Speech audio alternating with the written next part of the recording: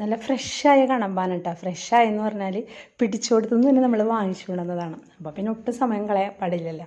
അതുകൊണ്ട് തന്നെ പെട്ടെന്ന് ക്ലീൻ ചെയ്ത് കുറച്ച് ഫ്രൈ ചെയ്യാനും കുറച്ച് കറിക്കുമായിട്ടാണ് എടുക്കുന്നത്. ഫ്രൈ ചെയ്യാനായിട്ട് സിമ്പിളായിട്ട് മുളക് പൊടിയും മഞ്ഞൾപ്പൊടിയും ഉപ്പും വെളിച്ചെണ്ണയും അല്പം വെള്ളവും കൂടെ ചേർത്ത് ഗ്രേവിയാക്കി അത് മീനിൽ തേച്ച് പിടിപ്പിച്ചു ഫ്രൈ ചെയ്ത്.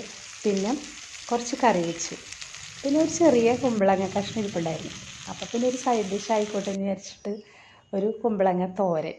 അതിന് കുമ്പളങ്ങ ചെറിയ കഷ്ണങ്ങളായിട്ട് അരിഞ്ഞ് അത് കഴുകി വൃത്തിയാക്കി വെച്ചിട്ട്, പിന്നെ അതിലേക്ക് അല്പം മഞ്ഞൾപ്പൊടി, ആവശ്യത്തിന് ഉപ്പും, വേവാൻ ആവശ്യത്തിനുള്ള വെള്ളം, കുറച്ച് വെള്ളം മതി, കുമ്പളങ്ങയിൽ തന്നെ വെള്ളം ഉണ്ടല്ലോ.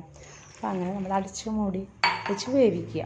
പിന്നെ അത് തോരൻ ഉണ്ടാക്കാനായിട്ട് ഒരു ചീനച്ചട്ടി വെച്ചിട്ടുണ്ട്. അതിലേക്ക് ചൂടായി വന്നപ്പോൾ വെളിച്ചെണ്ണ ഒഴിച്ച് കടുക് പൊട്ടിച്ചിട്ട് നമ്മൾ വേവിച്ച് വെച്ചിരിക്കുന്ന കുമ്പളങ്ങ ഉണ്ടല്ലോ അത് അതിലോട്ട് ഇട്ട് കൊടുത്തു. എന്നിട്ട് ഇതിന് നമ്മൾ അരപ്പ് തയ്യാറാക്കിയിട്ടുണ്ട്. അരപ്പിനെടുത്തിരിക്കുന്നത് തേങ്ങയും പച്ചമുളക്, ചുവന്നുള്ളി, വെളുത്തുള്ളി, ജീരകം, കറിവേപ്പില, ഇതെല്ലാം കൂടെ ഒന്ന് ക്രഷ് ചെയ്തെടുത്തത്. അതും കൂടി ഇട്ട് ഇളക്കി യോജിപ്പിച്ച് അല്പം കറിവേപ്പില വീണ്ടും തൂവി നമ്മുടെ കുമ്പളങ്ങ തോരനും റെഡിയായി. ഇനി കറിയും വെച്ചിട്ടുണ്ട് കണമ്പ്. അപ്പം നമുക്ക് ഊണ് വിളമ്പാം. മീൻ കറി വെച്ചത് തേങ്ങാപ്പാൽ ചേർത്ത മീൻ കറിയാണ് കേട്ടോ.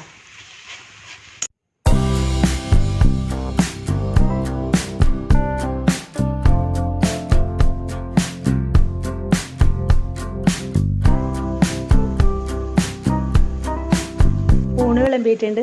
ഊണിൻ്റെ കറികൾ എന്തൊക്കെയാണ്?